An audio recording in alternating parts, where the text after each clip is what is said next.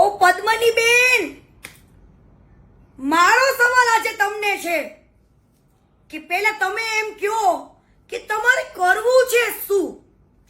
કેમ કે આજે ક્ષત્રિય સમાજના 92 સંકલન સમિતિએ તમને ખુલ્લેઆમ સપોર્ટ કર્યો, મહાસંમેલન કર્યું, છતાં પણ તમને 92 સંકલન સમિતિ પરથી આજે ભરોસો ઉડી ગયો અને તમારા મનમાં ઘણા બધા વિચારો આવી ગયા કે આ લોકો આમ કરી દીધું, ભળી ગયા, મને એકલી મૂકી દીધી.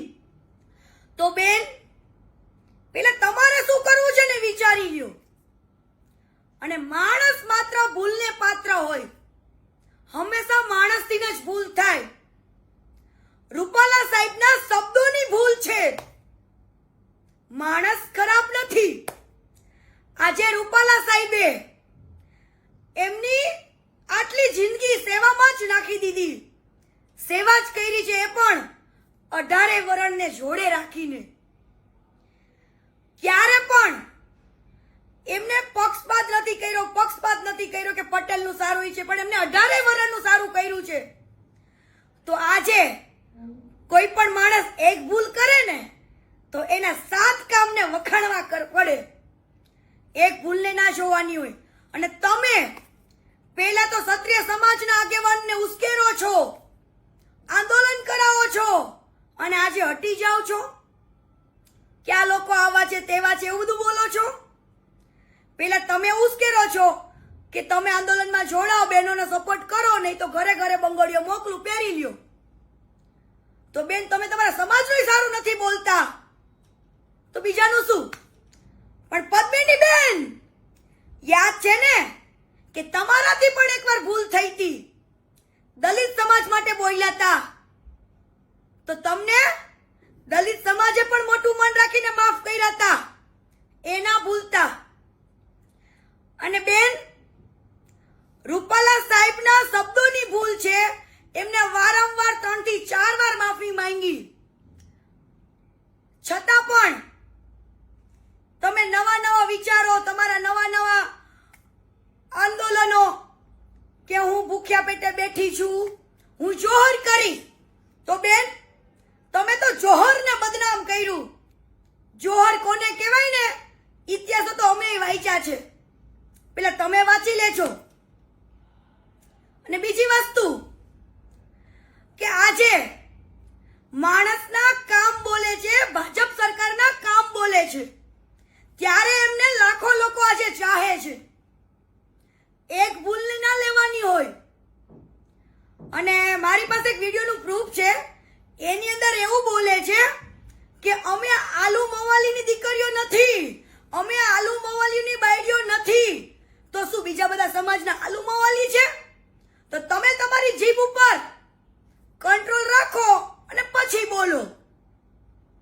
આજે ક્ષત્રિય સમાજે આટલું બધું હેલ્પ કરવાથી તમે એમને શું આપ્યું? બીજી વસ્તુ કે હું ક્ષત્રિય સમાજને એક દિલથી અપીલ કરું છું કે રૂપાલા સાહેબ આપણી બાપ દાદાના વડીલ ઉંમરના છે, તો એમને 3 વાર માફી માંગી છે ને, તો હવે મારા ભાઈઓ ભૂલી જાઓ ને માફ કરો, મોટું મન રાખીને. ક્ષત્રિય સમાજમાંથી લીલા માથા દીધા છે, તો તમે એક રૂપાલા સાહેબની ભૂલને માફ નહીં કરો.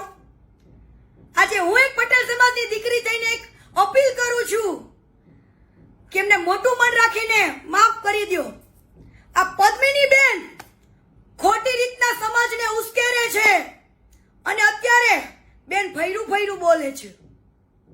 એટલે બેનને પૂછો કે તમારે શું કરવું છે? ચૂંટણી લડવી છે? તમને સ્ટેજ ઉપર ઓછું બોલવાનો સમય આપ્યો તોય ખોટું લાગ્યું. ત્યારે તમે એવા રેકોર્ડિંગ બહાર પાડો છો કે આજે આ ગાંધીનગર બધા મળવા ગયા તો બધા ભળી ગયા, આમ થઈ ગયું, તેમ થઈ ગયું. તમને તમારા સમાજ ઉપર ભરોસો નથી. બીજી વસ્તુ, તમે એમ બોલો છો કે સાફા બાંધીને આ લોકો આટા મારે છે, ફાકા ફોજદારી કરે છે. કેમ? તમારા ભાઈઓ ઉપર તમને ભરોસો નથી. અને બીજી વસ્તુ બેન, પદ્મિની બેન, તમારું જાણવું હોય ને તો મને રૂબરૂ મળજો. તમે કેટલા ખોટા કેસમાં કેટલાને ફસાવ્યા છે ને, એ બધી ડિટેલ મારી પાસે છે. ને રૂપાલા સાહેબને મોટું મન રાખીને હું ક્ષત્રિય સમાજને અપીલ કરું છું કે એમને માફ કરી દો, મોટું મન રાખીને, અને સાથ આપો, સહકાર આપો. એ આપણા બાપ દાદાની ઉંમરના એક વડીલ છે. અત્યારે સાથની જરૂર છે. અને આ વ્યક્તિ લોકોને ઉશ્કેરે છે, ખોટી રીતના અવળા રસ્તે લઈ જાય છે. પટેલ સમાજને, ક્ષત્રિય સમાજને ઝઘડા કરાય એવું કરે છે. પણ ભાઈઓ, આપણે એવું નથી કરવું.